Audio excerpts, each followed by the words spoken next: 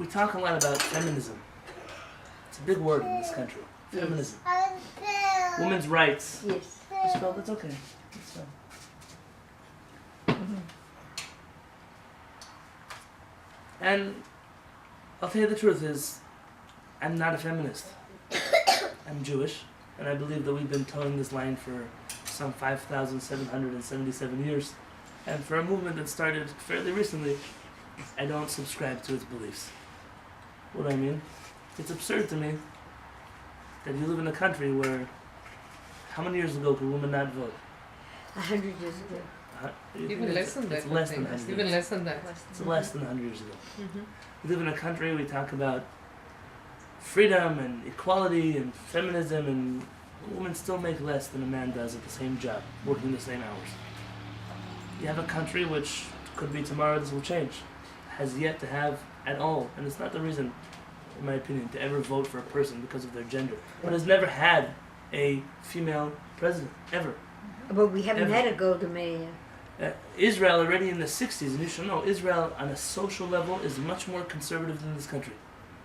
For Israel, sometimes Israel is liberal beyond its own, they don't even understand how they got so liberal, and sometimes more conservative than you would wonder, how could it be so conservative? And in the 60s, Israel was still much more conservative than it is today, and they already had a female prime minister. And nobody voted for her just because she was a woman, you should know. No. It was a person who was, No. according to many, was very much fit for the job. Absolutely. When I hear the laws of marriage, and I'm reading through the texts of our rabbis, and I'm not referring to texts that are 20 years old, or 10 years old, or 5 years old, or even 100 years old. Texts that are 2,000 years old. And we talk about equality in a relationship, or let's use feminism in a relationship. To many people that meant women being able to drive. You know, there are still countries where women can't drive. I don't know if you know that's such a thing. Mm-hmm. And this country lends its hand to that in the fact that we have bases in such countries, army bases, in which our female soldiers are not allowed to drive, Correct. out of respect to some backward society. We have a world where women working, being able to go into the workforce, that was considered a feminist ideal. You have a Torah that says it's not enough. It's not enough to do the same things, but it's crucial to demand the same amount of respect. That a wife is not just allowed. What kind of word is that? Allowed. Who's asking you? Allowed to go work. Allowed to get a higher education. Allowed to vote. What about the respect? The respect that you are an equal partner in a marriage. That your opinion is just as important. How many times can I tell you? I know women that work, they make more money than their husbands. They might be the only ones actually making money. I know. Oh, your mommy? Yeah, she makes more money than her husband. Yeah. And when they come home, all of a sudden there's some terrorist of a man who makes all the decisions in the house, who everything in the world has to run by him. And it's not, they call it a traditional relationship. It's not a Jewish traditional relationship. It could be traditional because of places where we live that was the model of relationship. But sometimes I have people sitting in front of me and I have no choice but to tell someone, you're a terrorist. I know you're married for 30 years, but you're a terrorist. Why does she have to ask you something? Why don't you ever ask her something? What about her opinion? I heard about how much you're going to vote for. This one, you're going to vote. You ever ask your wife who she's going to vote for? Oh, it's not relevant. It's not important. Voting, decisions about the family. We live in a world where, in our tradition, the Rambam says, "Hamichabda yoter megufo." You have an obligation to respect her more than you respect yourself. The Rambam tells his students in his will that their main thrust in their relationship should be to respect their wives. Because she is the goodness in your life, says the Rambam. 2,000 years we've been pulling this line. 2,000 years. I have books for you. Written by rabbis who said, you know, this thought was taught to me by my wife. I learned this from my wife. My wife set this example in our home. One rabbi, Rabbi Akiva Eger, was one of the greatest minds of Ashkenaz. You want to come out? Yeah. I'll take it back after.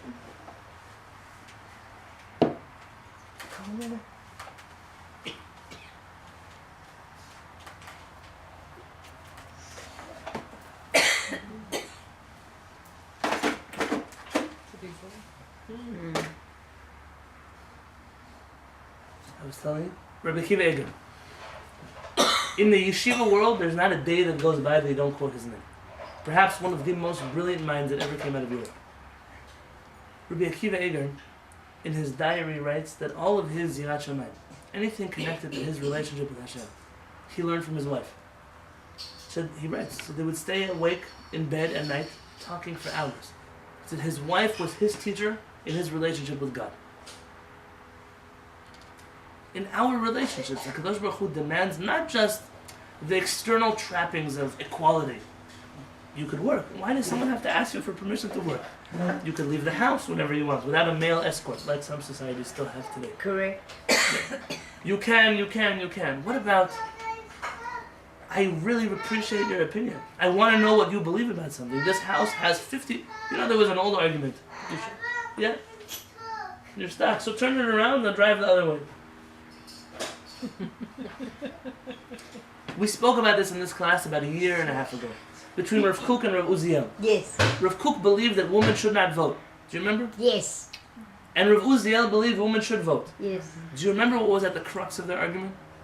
Do you remember why Rav Kook believes that women shouldn't vote? I'm going to give you a hint. Rav Kook believed that men shouldn't vote either.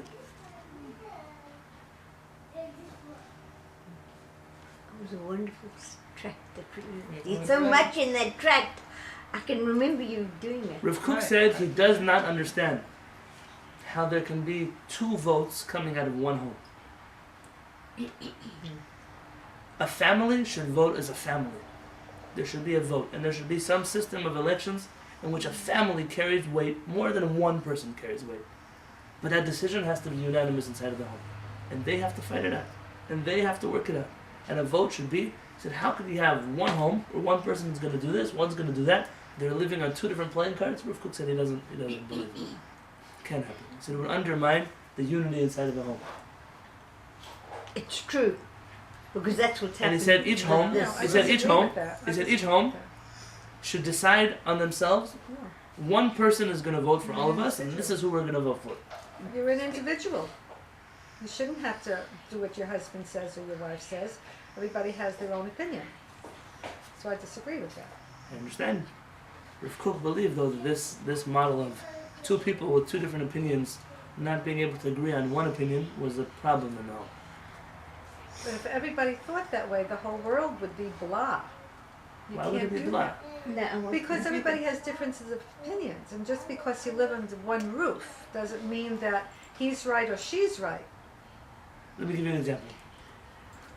I once met, maybe I even mentioned this in last week's class. I don't remember anymore what I mentioned in which class I it doesn't matter. It used to be, once upon a time, Israel was always, the government was always split between right wing and left wing. Yes. We have an activist here in our community now. He's in charge of Israel advocacy on the UCSD campus. He came in from Israel, he's here for 2 or 3 years. He's a young academic from Israel. He just had Friday night dinner with us. Now the big fight is this BDS movement. It used to be in Israel that inside of Israel we fought as much as we wanted. But when we came to the world, to the UN, to the United States, to meet a president, to meet a prime minister, we always presented ourselves as a united front. To the world, we are Israel. In Israel, we can fight like cats and dogs. But outside shouldn't get involved in our fight. It was once a thing. You didn't used to have a left-winger that would go to Germany and get funding for supporting BDS in Israel. It didn't work that way. Why would you go there to undermine your people at home? You have a problem, fight it out at home. There's a democratic system at home. Work it out that way. In my house, my wife and I don't always agree on things. At a certain point, though, there's something that we have to present, if it's to Elchanan or it's to you, as a person that we know as a friend, or to a congregant, or to a community, or to other people. And we have to present ourselves as a united front. Do we agree on everything? Absolutely not. You think my wife ever agrees with me on anything? Never. But sometimes you have to make a decision that towards the world you are a united front. That's not a very Western value. It's not popular in the West. And that's why we have a hard time understanding it. It can also be the root of many of the problems that exist in relationships in the West. And not that the East is looking much better today. I'm talking about West as in these values. Rav Uziel told Rav Kook, you're a dreamer. Maybe in some utopia where you live, there's going to be a world where everybody's going to agree and they're going to count families as votes, but that's not the reality on the street. And Rav Uziel said everybody has to have the right to vote. And when the state of Israel was choosing between whose chief rabbi's opinions, they would follow, Rav Uziel won on that discussion. It didn't take away the validity of Rav Kook's vision. It just meant that it wasn't a practical vision for the world in which we live in today. Respect. Respect means more than just listening to somebody and hearing them, but really valuing and cherishing who they are, what they are, and what they stand for. And inside of a relationship, if two people don't respect each other, there's not much to talk about in the beginning. There's not much to work off of. Two people have a problem, they come to talk to you. Do you respect another person? No, I don't. I had this problem once upon a time. I was once the rabbi of a synagogue. Once upon a time. And there was a lot of problems going on, and we had to go for external He got the boat. Help. He got the boat. there's a word for it, arbitration, mediation. Yeah. It wasn't really non-biased because the people who were doing the mediation worked with the other side. Oh, that's not But I good. agreed anyways to go because it was better to work problems out than to keep them at home. So we went out, and the first question asked was, do you believe that I have a right to exist? The answer was no. In which I said, then there's not much to talk about. If I don't have the right to exist, then there's not much to talk about. No, but still, there's the. I said, you just told me I don't have the right to exist. It's like Israel with a peace partner. You have to have a partner to make peace. You have to have somebody who's going to come to the table and talk to you about peace. But if you already believe that we're not equals, that we're coming like this, we're going to miss each other. That's the way it works in the world. And therefore the Rambam, in our Peretz, in his book, set down the first rule. Why should a husband and a wife respect each other? There's a halachic concept. In Jewish law, you have to, let's say you get married, you have to have two witnesses on that marriage contract. Correct. Those two witnesses have to be impartial. Why? Tell me why. So the Kohen- What does the contract say? The Kohen- Husband has obligations to his wife. When? When does this contract go into effect? If they get divorced. When, if and when they get divorced. Correct. We signed under the chuppah a divorce contract. That's how it's supposed to be. We agree now when we're all happy and loving each other, what's going to be if we need to dissolve this relationship. This is a big rule in any business in the world. When you join, two partners join together in business, they don't talk about how they work together as partners. They first talk about, now that we're friends, how would we dissolve this in the future? You know, that's interesting because I can remember that every relationship that Richard and I have had with a partner has been done exactly like that. Actually, when you think, And did it work? Absolutely. Okay. Always did that first before we did it. What do you mean never heard? You never heard of a prenuptial agreement? Yeah, I did. But What's the idea behind it? I'm not saying it's good or bad, but what's the idea behind it? I think for divorce, my brother had a hard time with his son getting a prenup. It's the reason is because you're setting yourself up for divorce, No. possibly. You're talking about divorce. I mean, I could never do a prenup for that reason. I didn't have a prenup. I married Just my you're wife. talking about divorce. I married my wife, planning, B'ezrat Hashem, to stay together forever. On your street in America, that's not the foundation of most relationships. Most relationships are not sure that they're going to stay together forever. I think this generation, not Yeah, my okay, generation. that's why it was his son who signed the prenup and not him. Because the new generation is seeing things that we don't see. That you're right about. I had a prenup. It before might be some more- of them married. You did. I had somebody at my table who said, 100% of marriages lead to divorce. Oh, sorry. All divorce began in marriage. So just don't get married, you'll never end up in divorce. That was the... At the end of the day, you live in a world where it's a reality. It's the thing that happens all the time. And most of the time, two people hate each other so much at that point in their life that it's almost impossible to work something civil out without spending literally tens of thousands of dollars in lawsuits. Right. And therefore, some people decided, hey, let's make a prenup. We'll decide already now what's going to be later. The difference between a ketubah and a Jewish prenup is a prenup is more there to protect my assets and your assets. And the ketubah, it's more of, if we agree to live together, we also have to agree on a deep way on how to end this. It's not just money, it's also respect, it's also children, it's also relationship. We have to decide. Why are we talking about divorce now? We're talking about divorce now because now everybody's smiling and likes each other. You wanted to say something? No, exactly that. You're at best time before you get married.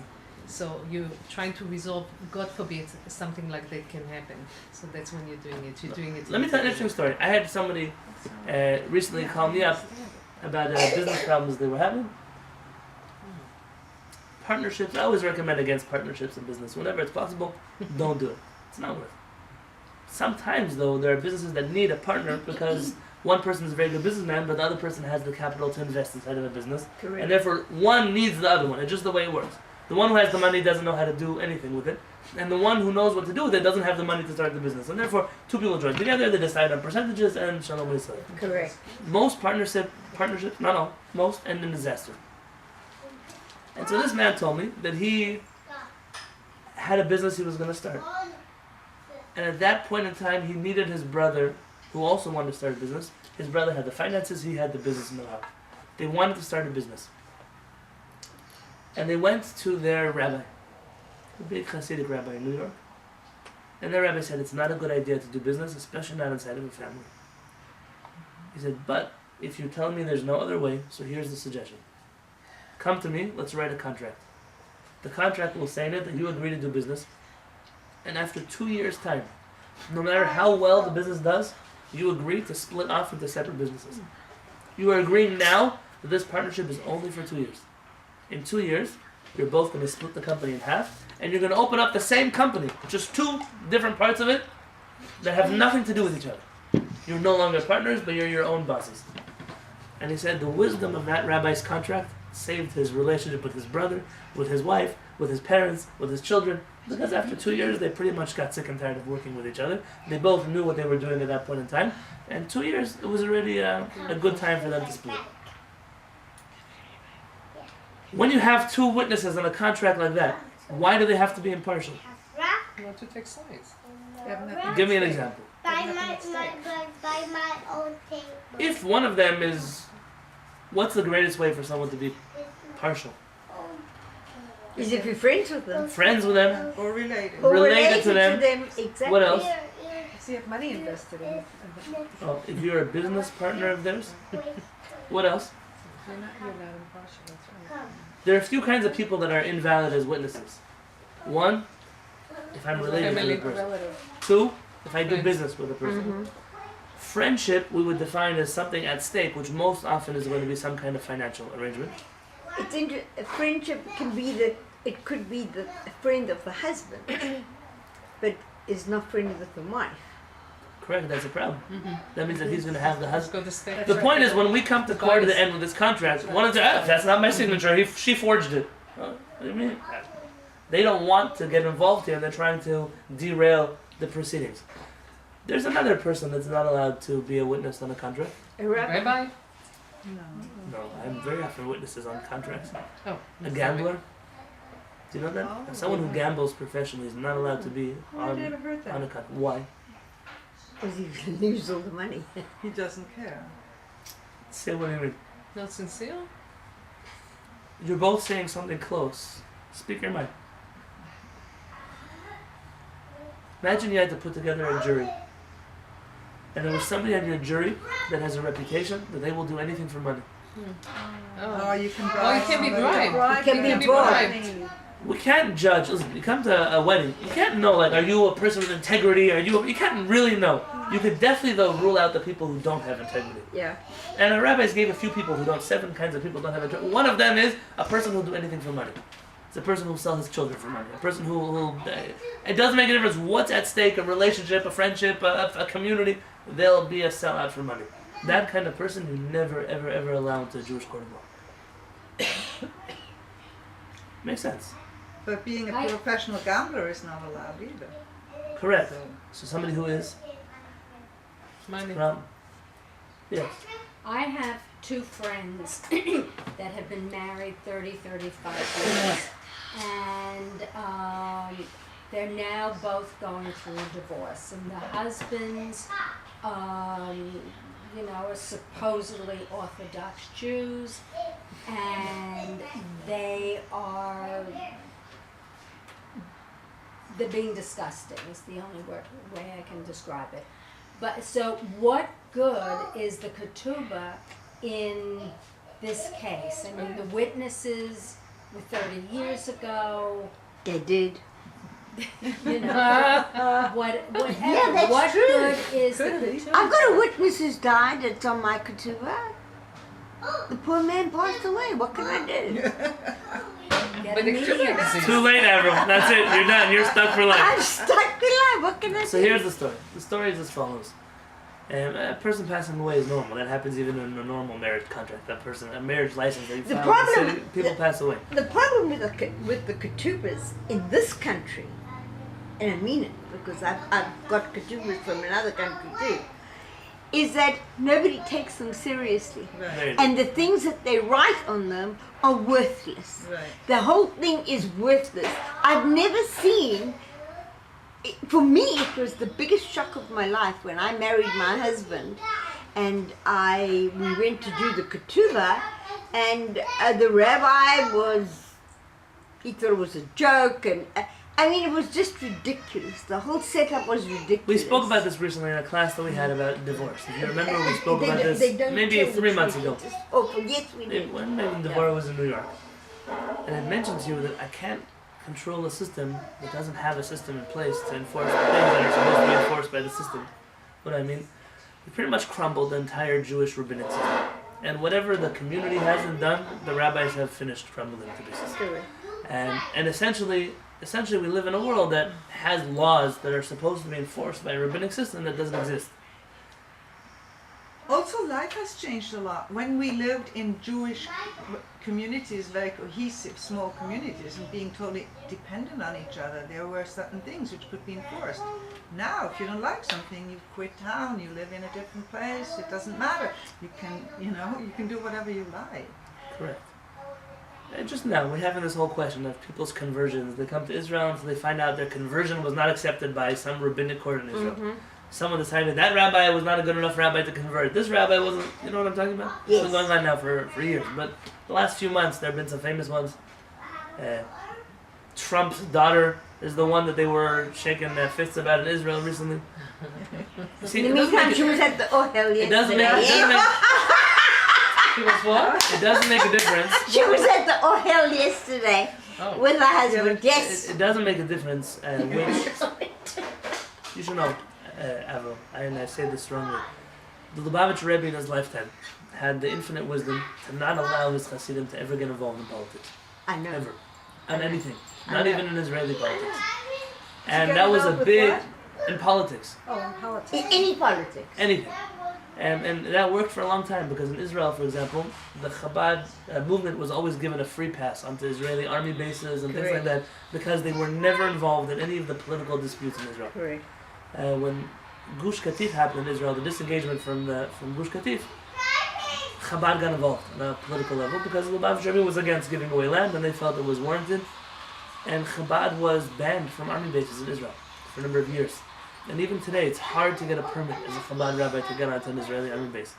Chabad's making the same mistake with these elections by getting involved in something that does not make Chabad's saving grace is that they're a movement that prides itself on being there for every single Jew, regardless of affiliation or background. And the moment, and it's already happened, that they're taking a stance on something, I'm worried about what it will do for the good projects that Chabad has all around the world. I'm worried with, regardless what will happen with this election, how people are going to feel about a movement that is in its nature not a political movement, becoming a political movement. I'm worried for Chabad. And yesterday was not a good example of it. Nobody asked me though, so I'm just. I actually, when I saw it, I I think they did it for a different reason. They did it for a political reason. They Okay. didn't do it. Everybody does things for it. There's a politician. I don't want to talk about politicians though. I was talking to you about conversions. It used to be the law on the land, law on the ground. I'm a rabbi sitting in San Diego. I have a letter signed by 3 rabbis from Poland. I never met them in my life. 3 rabbis from Poland. Upstanding Jewish rabbis say that somebody is a convert. The law in the rabbinic community is you don't question another rabbinic court. You accept their ruling, because the moment I start to say that one's not Jewish enough and that one's not Jewish enough, you are going to lead the Jewish community into utter disaster. And that's what's happened today. We're living about a few hundred years later, and there is no mutual respect among any rabbinic organization in this world. The world, not this country, in the world. And we're suffering the consequences of it. So what is the ketubah good for? The ketubah is good for nothing, honestly. And when I do weddings, I was once at a wedding and some rabbi gave me a hard time. I spelled San Diego one way and he thought it should have a few other letters in it because he spelled it in Yiddish. I spelled it in Hebrew. And I turned to the rabbi and I said, let me ask you a question. If this couple's going to get divorced, are they going to take their ketubah to a rabbinic court of law and finish their divorce proceedings in a rabbinic court of law? Or are they going to throw this in the garbage and they're going to go to a civil court? You. He said they're going to throw it in the garbage and go to a civil court. I said, it's embarrassing enough for me that I have to officiate over the ceremony. I don't also want to make sure that everything is spelled right inside of it. Correct. Nobody has a respect for the ketubah. You promise something That's inside exactly of the ketubah. right. All of a sudden, oh, that's not what I meant, that's not what I wanted, and then you go to a civil court and everything, they find out for 20 years after that. It's not the way the ketubah was supposed to work. It's not the way it It was supposed wasn't to the work. way it was worked in South So Africa. at a wedding, It wasn't. you can't have somebody related to the bride, nor related to the groom. No business partners of the bride and the groom.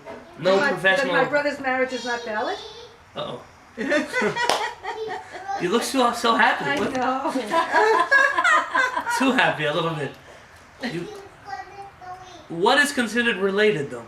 So our rabbis have math. There's, let's 2 families. Let's make 2 families. Everybody know me and my aunt Denise Schwartz. Yes, You of know her? course. Can I use her as an example? Yes. I have an aunt who lives in San Diego. Her name is Denise Schwartz. She's my mother's sister. Yes. Okay. My grandmother and my cousin's grandmother are the same grandparents. Mm-hmm. Those 2 people are called Rishon B'Rishon. They're one. They're Number one. the same people. So they obviously can't be witnesses on anything for each other because they're the same people. The second generation, that's my mother and my aunt.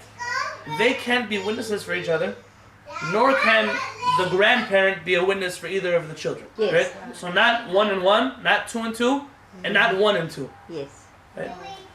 This was one of the hardest parts of my smicha schools, was figuring out I these understand this because I was these crazy curious relationships. many moons ago. I have all my notes in here somewhere. Okay. Then you have the 3rd generation. The 3rd generation is where it gets iffy, because grandchildren standing up for grandchildren as a default is not necessarily a fact. We don't really feel that grandkids are biased for each other. Let's say a 1 and a 3 shouldn't be together, a 2 and a 3, or 3 and 3.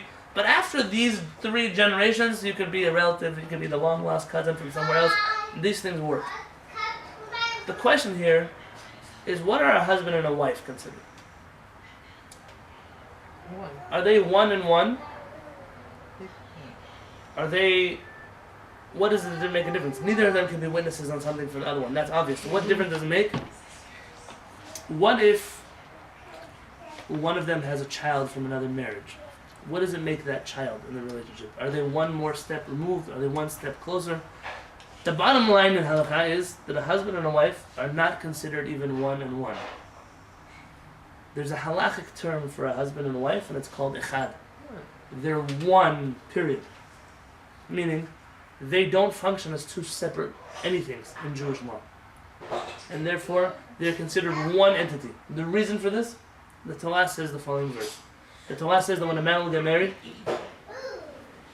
Al ken ya'azov ish et aviv v'et imo. A man will leave his father and mother. V'davak b'ishto. He shall cling to his wife. V'hayu lebasar echad. And they should become one flesh. To all mother-in-laws in the world, I'm sorry. This is the way the world works. It doesn't say the same thing about the daughter, by the way.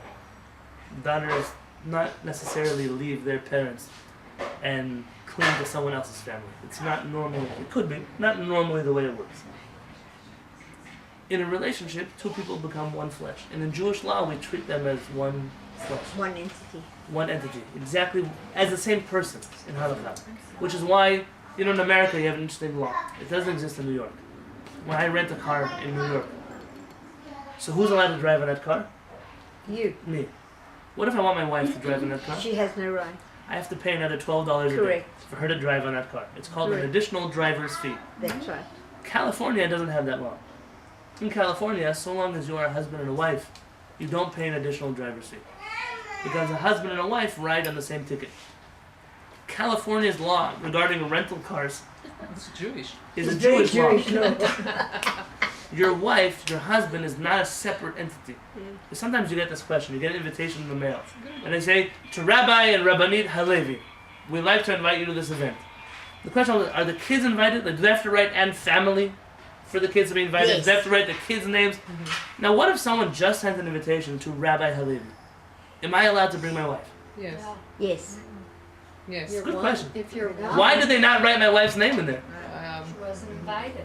So, in my opinion, according to halakha, of course you bring your wife. She's part of you.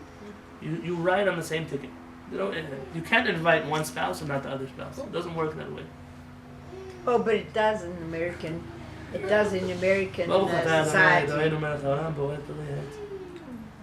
Absolutely. It does in American society. Absolutely. Going back to Marilyn's original point, we're dealing with a non-Western society in Jewish law. Some things might exist here that don't exist inside of what we would call the Jewish community, or what should be the Jewish community. It's not. What should be. The term that our rabbis use is called ishto kegufo. A person's wife is like themselves. Yes. For example, you get a credit card, and they say there's somebody else you want to add onto your credit card. And so you add your spouse onto your credit card. Now your spouse goes to the store and makes a purchase. Who has to pay for that? Both of you. Does she have a separate, or does he have a separate credit card number? Sometimes depends on the card. I have the same ones. Most of the time it's the same credit card number with a different name on it. That's it. Mine And the is. person whose social security was used to sign up for the credit card is the one who owes the money, regardless of the other person who spent it. In this situation, it's again, ishto kegufo, meaning, if my wife... I should change you? Okay, one second. Come, I'll come change you. Yeah? In his room, there's that. Thank you so much, Robert. In halakha, Oh, I'm walking. Yeah. But at least he comes and says, change me. Why doesn't he go to the loo? he's working on it. It's been a long weekend. So, the loo, I like that. My wife should never need a power of attorney form from me. If I need to be somewhere, there's an office of the government that I have to show up in and I can't make it. It should be, according to Jewish law, that my wife could show up and speak in my name. It's not like that. It's not like here. In Jewish law, it is like that. You and your wife are one entity. If she's a liability, don't marry her in the beginning. If he's a liability, don't marry them in the beginning. Might be too late. It might be too late, right? Most of the time, people marry. Sometimes I'll see couples that will come to our Shabbat table, and you know that one that's always pinching a person on the leg, kicking a person on the table, and the guy comes out and got a bruise on his leg the size of. These are two people who, in public, feel that the other one is a liability. I can't trust what you're going to say when I'm not around. I'm really worried about the stupid comment you're going to throw out at the Shabbat table. It's funny because it's how many relationships work, but it's a sign of something lacking in a relationship. Something that could be fixed very easily. But two people, you're in the same boat. Sometimes my wife will tell somebody something. We had a problem. Once upon a time, there was some politics going on, and somebody came to tell my wife, who was in the right in this political. She wasn't involved, but it was in this political battle. And someone came, you're going to give so and so a heart attack. So I've said, there's medications that can prevent such Yeah, things. I'll visit you in the hospital. They have to understand what happened. People came to me, your wife, she's so chutzpahdik, she said there's medication that can help heart problems. Now at that point in time, first thought that goes through my head, who would say something so stupid? But she's from New York, and in New York you say things that are witty and they're sharp and my immediate reaction was, well, she's right, there's medication for that. Why? If I have a problem with my wife, I'm going to go argue with her about it at home. But this person came, what my wife said in public is a statement that I'm also making in public, and if we have to edit our statement later on in life, we'll edit that statement. But we are the same entity. But you the have same no people. control over what she says and I vice don't versa. have control over it. But that goes back to our first step, which is trust. Right, and you don't want to have control over what she says. I and don't vice want to have versa. control over what she says, and I don't want her to have control over what That's I say. exactly right. I want to trust, though, that what she says also speaks for me, and therefore, when she says something, she also thinks about the ramifications it will have on me. For example, there are times where some of my wife's students are in my house, they're learning something, and they ask a question, and there's a halakhic answer that I would give my community, but they're not for my community. So I don't answer them the way I would answer them. I say, your Orthodox rabbi would say X, Y, and Z. Why do I do that? Because my wife has a job, and my wife has students, and my wife is employed by people who don't always agree with everything that I have to say. And when I speak to somebody that's from her circle, from her solar system, I have to make sure that I'm not putting her in a situation that's not going to be comfortable for her later down the line. That's the way a relationship has to work. This culture in America of public people saying things and then always issuing public statements, like sports players. They'll curse at somebody, they'll be a racist on something, then one day later the lawyer will issue an apology. Didn't mean what they said. And then everyone's, oh, okay, great, wonderful, let's keep moving. In Judaism, this thing doesn't work. When you say something, you said it. You can ask forgiveness, but you can't retroactively take back your statement. Two people in a relationship represent each other, for the good, for the bad. That's why, remember you told me, you never let your husband leave the house unless you like the way he's dressed? Why? What do you care how he's dressed? He's an independent person. Because when you walk down the street with somebody who's dressed like a clown, it reflects on you. It's conversations. Ishto kigufo. The word is a person's spouse is like themselves. But then Yes. we also talked about confidentiality. Like if you tell something in confidence to one spouse, you don't always want them to tell the other spouse. Sometimes people will come over to me and say, oh, so the continual conversation that they had with my wife. And I'll stop them, I'll say, I have no idea what you're talking about. What, your wife didn't tell you? So, did you tell my wife to tell me something? No. You spoke to my wife about something that was personal to you? Yes. Why would you share that with me? We don't do such things. Meaning, unless someone tells me. There are times people will speak to me as a couple, but something my wife can't be around. I want to talk to you, please fill in your wife later. It's a communal issue, they want someone to know about. Many times people will speak to me in confidence about something, or to my wife in confidence about something, and this is where the line of responsibilities and privileges are not the same. We are both responsible for each other, we don't always enjoy the same privileges as the other ones enjoy. Just because my wife is a social worker, doesn't make me a licensed social worker. You understand? Just because I'm a rabbi doesn't make my wife a rabbi. Now, we mentioned this in the class on Rabbanit. Do you remember this? Yes. Not everybody who's married to a rabbi is a competent Jewish scholar. Absolutely. Just like somebody who's married to a doctor who's not a medical professional. May they have more of an inclination towards understanding medicine? Sure. 30 years, you hear your spouse giving out prescriptions, and you'll know a thing or two about medicine, but you're not a doctor. The responsibilities that we share for each other don't always translate into privileges of knowing everything that the other one knows. It's an understandable thing. נחשבת קרובה אליו יותר מכל קרוב. Your spouse, your wife specifically, is considered more related to you than anybody else in your family. Agreed. Have you ever heard of in-laws that get involved and say, how come you're always taking your husband's side? I gave birth to you. You ever heard that statement? Yes. People say it a lot. Yes. You want to chop their hands off. And the truth is, Just the hand? the truth is yes. Start there. You gave birth to me. And so we're related. We're related the way one person gave birth to another person, and we're related. But to my wife, I'm not related. I am her. To my husband, I'm not related.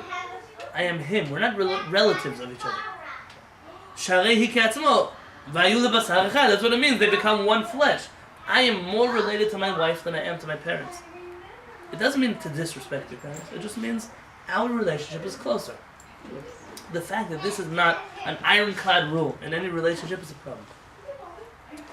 Parents, unfortunately, have the power to destroy their children's relationships. Many people have been in such relationships. Some people have survived such relationships. It's a matter of time before there's a funeral and then sometimes people get to the age of emancipation. Once a person gets married, it must be to my whole family I am more related. If I have to choose between you and him, between you and her, I'm going to choose my spouse. What's the hope? The hope is that a spouse will never put you in a situation where you have to choose between them and your family. And the hope is that your family has the brains to never make you in a situation where you have to choose between them and your spouse. But if the unlikely scenario would ever come up that you had to choose between one and the other, then you choose your spouse because you are more related to them. What does that say about the spouse, though? The other person? What if Or it's the not the person. spouse who's making the problem? But isn't it more times than not the spouse who is the problem? In some relationships, Tips the- sometimes there's people who are difficult in-laws. No, I'm talking about Yeah, explain. you have a child and they're married. And the wife, let's say it's the wife, says to the husband, if you have anything to do with your parents, I'm divorcing you. That's a stupid wife. Forgive me. But the son, what can I tell you? The son would choose his wife over the parents. Shut up. Shut up and don't bang your head. That child. There are two equations here. There's what's right on the half of the children, what's right on the half of the parents. That spouse is a terrible person. Yes, what do you Absolutely. do about it? The child. I once had a person here who had a girlfriend that every 2 weeks they broke up. Like 2 weeks later they got together. 2 weeks they broke up, and 2 weeks they got together. I said, listen, you're 17 years old. You're 17. The loyalty that you have towards this person is phenomenal. I'm very impressed by your loyalty. But keep it for somebody that deserves your loyalty. Keep it for somebody 10 years down the road that you're actually going to marry and deserves that through thick and thin you're going to stick to them. It's a good thing to be loyal, but sometimes people are loyal to the wrong people. Right. In that case, the child is making a decision to be loyal to a spouse because that's what's correct. But the spouse, though, isn't a good person. You can't solve all the problems at once. It's a hard calculation, and every situation has to be figured out on its own. That's why you have so many parents who don't talk to their children. It's true.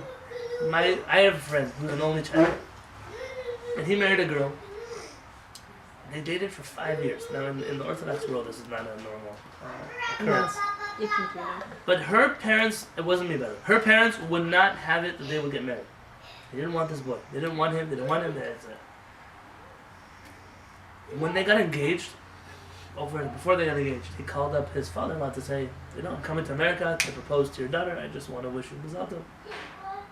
He said, I would like your blessing. So I said, I'm not going to give you. I said, I don't endorse this relationship. So I didn't ask for your endorsement. I asked just for a blessing. He said, when do you think you'd be able to endorse our relationship? He said, I don't negotiate with terrorists. And hung up the phone. His son came to America. They got engaged. At the next door neighbor's house. So imagine this was her parents' house. Those neighbors made the engagement party because the parents wouldn't come. Oh my God. Now, I come from a world where just the embarrassment behind that is so ridiculous that you might as well throw the engagement party and not be in that situation. But they clearly are such a situation. At the wedding, they had to force the parents to dance. Did parents come to the wedding? They came to the wedding. Oh, they didn't pay did? for the wedding. Came to the Oh, wedding. wow. That was big. It took a long time between the engagement and the wedding. But they wouldn't dance. Someone had to force them out of their chairs to dance. Well, you know what their objection was? Their objection was that he wasn't religious enough for their family. Who was this boy? He was my roommate in rabbinical school. We both became rabbis together. He today's a rabbi. So I don't know what it works, how that works, but it was an unfounded complaint towards it was a snobby family. He wasn't good enough. He didn't come from a good enough family. Exactly. He didn't have enough money. He didn't. Oh, I know the story. Okay.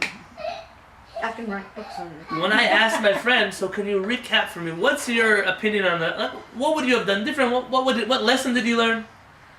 He said it's an incredible thing to me to see what parents will do to their children in the name of love. Right.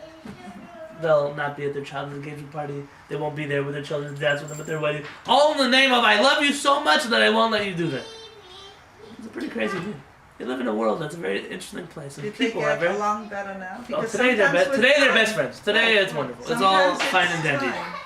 Sometimes it works the other way around. At the wedding everybody was happy, and then afterwards That's when everything goes. At the end of the day, though, this couple is a couple. They are a unit. They're gonna have children together. They're gonna be alive after their parents aren't around anymore. They have to. They're operating from this generation downwards. Yes. It doesn't mean to ignore one's parents. Respect is respect. One must respect their parents. What happens A rabbi if they say don't? even if they curse at you, and even if they scream at you, and even if they take your wallet and throw it into the ocean, you respect your parents. It doesn't mean though that they have the right to get involved in your relationship. My mother-in-law. My mother-in-law is a very holy person, and she prays literally all day long. I have a lot of respect for my mother-in-law. My mother-in-law though views this whole Sephardic religiosity thing as a little foreign to her, and there are some things we do that just they don't sit well with her. My mother-in-law has a rule, and that rule is that if you get married, you do what your spouse does. And she has never in her life made an issue over anything that we do. And I know that it bothers her. I know that she wishes it would be different. But she won't, because her rule is she doesn't get involved. I think that's great. And it's a very, I admire I that about admire her. her. More than that she prays all day long, the more that she goes to shul, that she doesn't get involved. I admire that. It's I very think- special. I You should know that's it a very has saved us from many, many problems that could have Because been she problems. knows that the marriage is more important. She Correct. really loves her daughter and she Absolutely. doesn't want to ruin Absolutely. life for her parents. That's right. Her other rule is, her children can only come visit her with the spouses. You want to run away? Run away to somebody else's house. You're coming with your spouse. It's a very So how did you manage to stay with him when you went to Israel? I stayed with him. I I always know, stayed but with him. you didn't have Devorah Oh, with you. her child I can leave at home. Her child has to bring their spouse. No, of course you come with one person on a trip, it's okay, but she means this is a family, now you're married in, that's the way it Okay, works. I'm just checking. You have many families that even after people get married, they try to divide and conquer. I once spoke to such in-laws, and I said, what do you want? You want your child to get divorced? Is that what you want? In some instances, it's yes. I would love. Rarely do people say that. No, I just wish they were a better. But you're asking for something that you're putting them in a situation where it's either they get rid of their wife or they get rid of their husband, or they're going to be at peace with you. You can imagine they have enough problems in their house. Do you have to be one of those problems? No. Sometimes they'll say yes, I have to be. Most times people will say no. You're right. No. Right and following through doesn't always mean the same thing. Yes. What happens when your children don't respect you and turn their back on you because of the spouse? Like this is the same question. That's their problem. It's a problem on their end. Mm-hmm. You can only do so much. You can only say so much and ask so much, and you can't force somebody to respect You just you. have to let it go. Oh, it did, and I am not in touch with my That's children anymore. Which is Very very painful. sad. But you Very know, painful. everybody loses in this situation. Mhm. Yeah, it's very Everybody. sad. Everybody. People, it's not good to be alone. And people who are alone and they think they made the better decision every single day of their life, even if it doesn't look like it, it's not normal to not have. It's hard enough to be an orphan. But to Oh, be an orphan with I'm an parents who are alive is it's horrible to be an orphan. it's an absurd thing. It's So a person But every what single day. about a different scenario? The mother of the husband is not good to his wife. And so the husband says, wait a minute, I have to protect my wife, and if it's between me and her, I'm going to choose my wife. Rabbi Eliezer Papo discusses this exact incident. Because that, you should know, as much as we are in-laws with people and we don't like to admit it, sometimes we're the problem and not necessarily the couple. In this situation, Rabbi Eliezer Papo says the way one balances out this relationship is that you're not going to be able to live in the same courtyard and everyone's going to get along. So the best thing there is for him to leave town. To Go what? somewhere else. To leave Leave town. Go somewhere else where his parents and his wife are not in contact with each other. He can respect them by calling them, by flying in for their birthday, by coming to Thanksgiving dinner. Whatever, it's much easier, by the way. No, but he doesn't even want to have his mother and his wife in the same room. He Even doesn't for have to. Thanksgiving. He doesn't have to. The Pele says they shouldn't get. He should go. She doesn't have to go. He doesn't have to schlep her to a problem, to a situation where she's going to be disrespected and she's going to be. If he thinks that he can do, then when he comes But alone, he doesn't want to. I mean, he says, I don't, this is just, this hurts me too much the way you treat my wife. But one I'm must not- balance the way they stand up for their wife and the way they respect their spouse. Distance is easier. It doesn't always solve the problem, but it's easier. it's easier to be. I live down the street from my parents. Thank God we're in a good relationship. If we were not, though, God forbid, this would be a disaster of it would be a recipe for horror stories. Because you see each other every day, you bump into each other at the store, you go to the same shul with each other. It's a different world. You should know, by the way, one day I'm going to write a book. It's a very interesting thing to have parents as congregants. A lot of people, they have complaints on me. I have parents, they're also my congregants. And even though they carry weight as my parents, they also have... It's an interesting dynamic. It's just no. Very interesting dynamics. Sometimes, I have another friend in a similar scenario. Sometimes his parents, they're in the shul, it's a shul been around for 200 years. It's like an old American shul on the East Coast. And his parents, they'll say something, see, the rabbi didn't tell his parents to be quiet. What do you want the rabbi to do? On one hand, they're his congregants, on the other hand, they're his parents. It's an interesting recipe. Thank God here it works. But being farther away, you have that son that lives in, Florida, and he calls, and he sends birthday cards, and he always ships you things on Amazon, he sends flowers from 1-800, he's the best son in the world. No, he doesn't have to put up with you every He day. doesn't have to live. That's right. His kids never see you. Sometimes it's easier. It's not a happy ending to a story. It's not a No, happy it's ending. not, But sometimes because you his have children to make such a never choice. see the grandparents. And that's very sad, because I think children need grandparents. They do need grandparents, but spouses also need to be healthy. So Oh, absolutely. I agree. one doesn't have an obligation to be abused. Respect and accepting abuse are not the same thing. There's a fine line there that in every situation has to be determined on its own. Of course. Mishum kach, he says, therefore, says Al, it's the reason why a person, the first reason, the basic reason why a person must respect their spouse. The Torah says, let me ask you a question.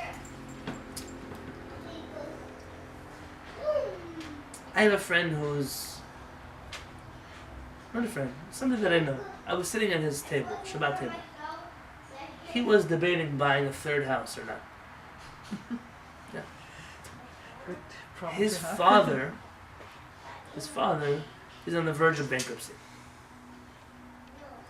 Can't even afford to pay his own mortgage payment on the one little apartment that he lives in.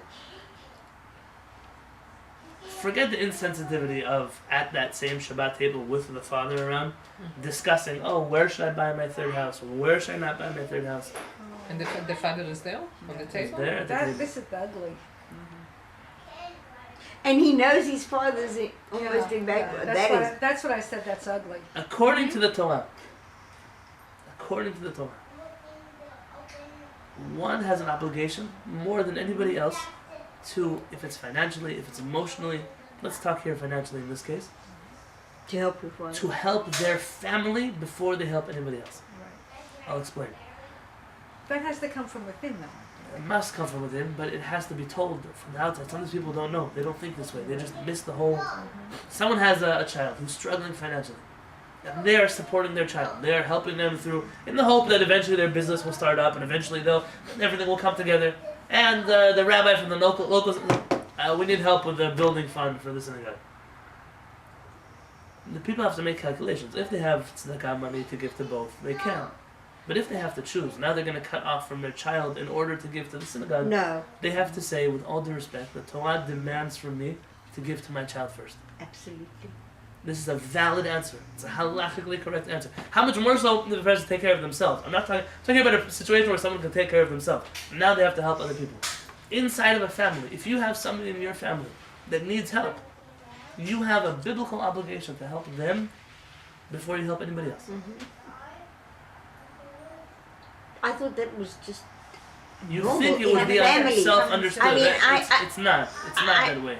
It's interesting for me because I always thought it was. Me and that child, great. You know what? You should buy a third house for your father. For your father. You can't live in all three of them anyways, right? Well, just take over the You can't. mortgage. What's the big deal? Just What's- take over the mortgage. I But mean, some people simple. are they're lacking this concept of my family is worth something. In Moroccan we say, dam zelo mayim. Blood is not water. Yes. What flows through our veins that is related to each other is worth something. Well, I think that's also money. Money is more important than anything else to them. It could, yeah. And they But feel entitled my to keep it. relationship with my family, That doesn't mean it's super. It could be very superficial. even if it's superficial, I even if agree it's, with I you. still have an obligation to help. Right. That's what Some Hashem people demands don't from do me that. to give tzedakah. Who do you give tzedakah first? Your The Torah- family. The Torah says the people of your town deserve tzedakah before you help people from another town. Meaning, if someone comes to collect money from you from New Jersey, listen, I haven't finished. I still donate to the organizations. And say, no, listen, there are people who don't donate even here, and then they say to them they won't donate over there. These people are double bad because they don't donate anywhere. That's And I'm right. talking about a person who really does help here, and now somebody comes from somewhere else to knock on their door. Okay, here's a $2, $18, whatever you can. But my real donations I give to something in my town. The Torah Yes. says, Correct. if I don't take care of my town, nobody's in New Jersey fundraising for San Diego. It doesn't happen that way. We have to take care of each other. In my family, how much more so? If people would know, if I have a sibling, if I have a in-law that is struggling financially, if there's something I can do to help, it's my obligation to help. It is. It's not a wonderful choice. It's an obligation. And your wife, your husband, how much more so? They are literally your flesh. I once got myself in big trouble. I have a mouth that I don't know how to sometimes close. It's a mistake what I did. It It's wasn't- too much. what I It's did, too much. They're perpetual. what I did was not a good thing. I had a friend who, for years, he had a wife. Only in the movies you can make up such a wife. Like a warm, nice, good, caring, kind person to every single person in the world except for him. One of his parents passed away, and he wanted a picture up in his bedroom or in his living room, whatever, of his parents. I don't want them in my house.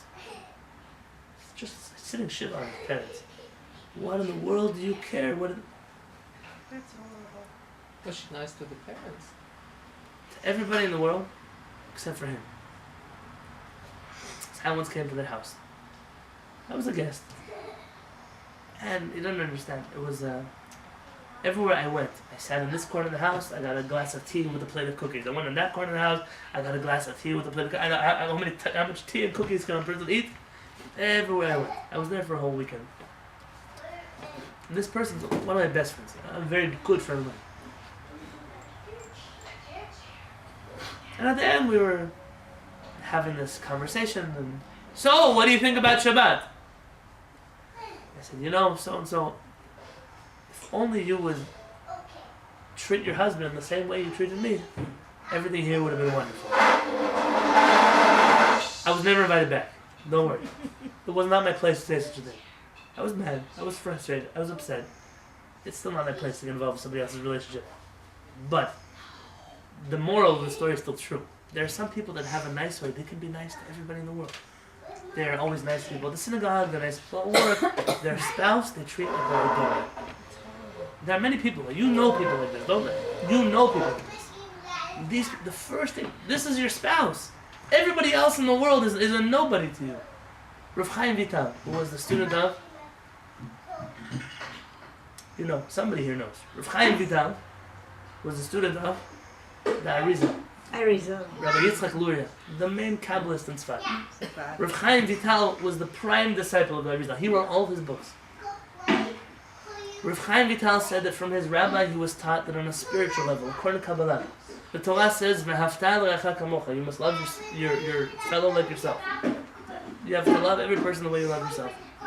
According to the Torah, according to Kabbalah's understanding of the Torah, this verse first and foremost talks about your spouse.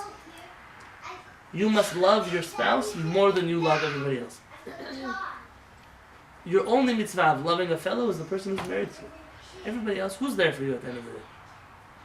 People like you when you have money, when you can take them to a restaurant, when you can... One day a person, God forbid, declares bankruptcy.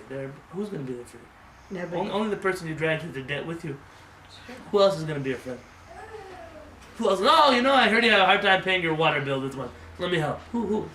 Nobody. It's your spouse. Who raised your kids? Who went out with you so many nights? Who sat with you in the hospital? Who did this? Just your spouse.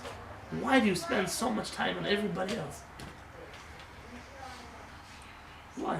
It doesn't make sense. It's usually people who are not good for themselves either. Oh. is a And problem. that's why they treat the spouse like they treat themselves. This is at the origin of every problem. How can you expect someone to love someone else if they don't love themselves? And that's why our rabbis say, "V'afta," you should love l'reacha, your fellow, kamocha, like yourself. You should hit the nail on the head. So maybe they What do does it it. mean? They do it the way they know how. They don't Right. love themselves. They don't- And They that's don't what love they're doing to themselves, somebody that's why else. they don't love That's themselves. right. problem. Being nice to other they're nice people to because everybody they else. want to be loved. And I think that's the way they're going to be Here's loved. the problem. We're teeter-tottering on a dangerous cliff here. Oh, good. I like these. Right now, I like these. right now in Israel, I read of a story of a man who was arrested for sexually abusing children. He should be. Came to light that he was also abused as a child. Now, part of me says, I have pity on him. Part of me says, throw him off a cliff. Just because a person has a reason for why it is they do what they do, doesn't excuse what it is they're doing. No. No, they should know And that. God It's forbid, just this is an not as explanation. extreme of an example, Yeah. but sometimes a person, so what? Our parents once told somebody, so what that you don't love yourself, that you can't love somebody else? Why did she deserve for you to drag her into your life? You didn't love somebody, don't get married. You can't give somebody, so don't bring them into your life. But once you made the decision to bring somebody into your life, what excuse do you have to not be good to them? There's no I mean, nobody forced you up against the wall, said marry them. Some people, maybe, I don't know. But most people weren't married that I way. didn't have a shotgun wedding. Even with a shotgun, nobody's Like- forcing But you to you do know such a thing. something, when you get married, you don't always know the person you're marrying. And then you wake up and find out they're a monster. That's right. You could still leave. You don't have to stay there and make their life hell. But some people are afraid or intimidated. That's already their problem. That is their problem, but I'm just saying that that could be a reason. I once was And in the a people grocery store. who don't love themselves don't necessarily know that they don't. Correct. That's right. Correct. Right. This all goes back again. I mentioned the rabbinic system that crumbled. It used to be a world where people worked a lot on themselves. They worked on being happy. They worked on being having self-confidence. It was a world where people, you're part of a community that everyone made sure that everybody was in the same place. We're not even part of that community anymore. They used to, you see, when I was in yeshiva, if I did something wrong or I thought something wrong or I wasn't in a good place, I'd get pulled over. Pull me over. Do we have to go talk? Do we need to sit down? Should we? Who takes care of you in the real world? Who's there to check on you, to see if you're doing well, if you're healthy, Hopefully if you're your happy? parents. Your spouse. Your parents or your Your spouse. spouse. Since we started off this conversation, most of you were mad at me that it shouldn't be your spouse's job to do this. It is. I said it is. It Most is. people here screamed at me at that class. I'm glad you did true lessons though. It's both. It's both. You're lucky enough if you have But parents. parents sometimes do this. Sometimes parents are worse than But the, it depends on the age of the person. age, on the place they live, on the society they live in. A lot of things change. But it used to be that it was a value for a person to be in a good, healthy state. 14 million men in this country suffer from depression.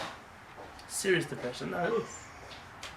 Not even half of those men get help anywhere. You mean men as opposed to women, or As men opposed to and women.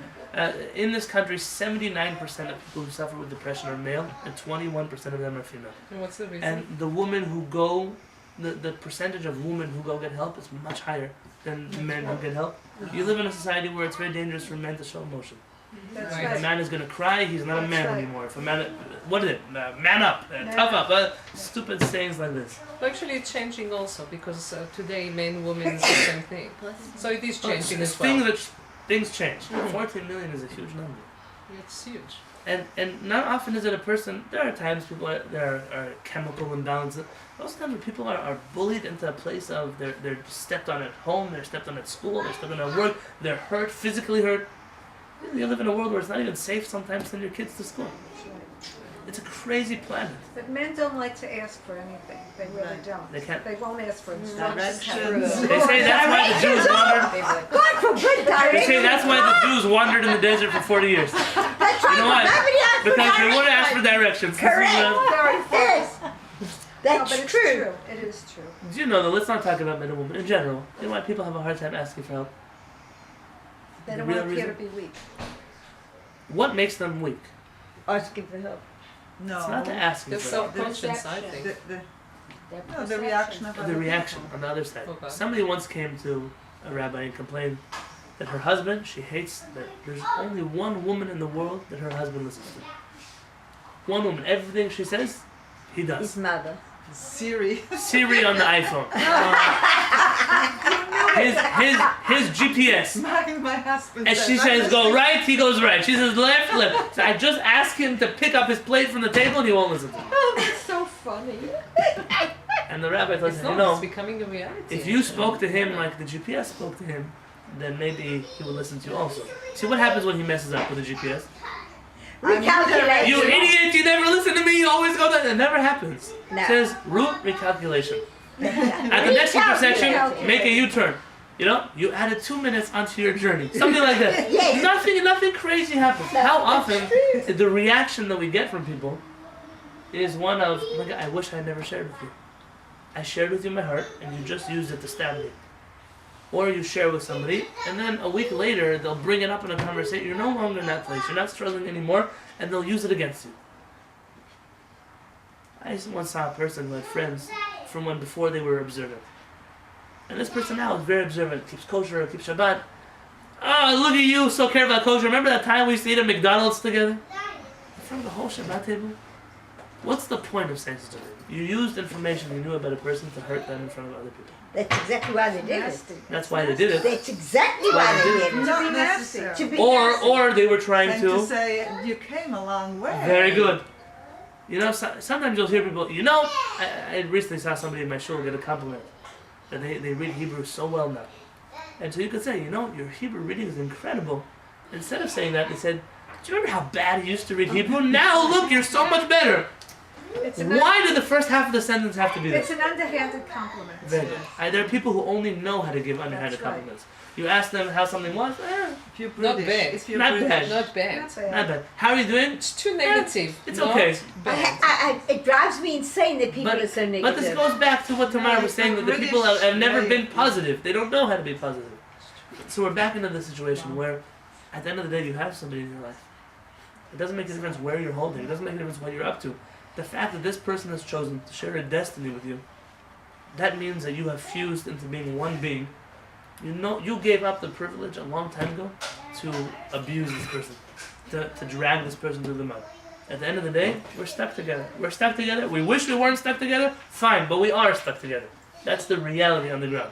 We're in a relationship. We're in a business agreement. Whatever it is that we're in, how can we make the next 20 years better? How can we make that work better? The first step is respect, and the place respect can't be founded on flattery. Flattery is not respect. When you flatter a person, it's almost sleazy. It's a little gross. When you flatter somebody, there's nothing really there. You have to learn to respect yourself first. Learn to respect yourself. And like we said, when you learn to respect yourself, and you realize that they are a part of yourself, you'll treat them the way you treat yourself. You have to be in that It's positive just place. like when you go on a plane, and I used to drive me crazy.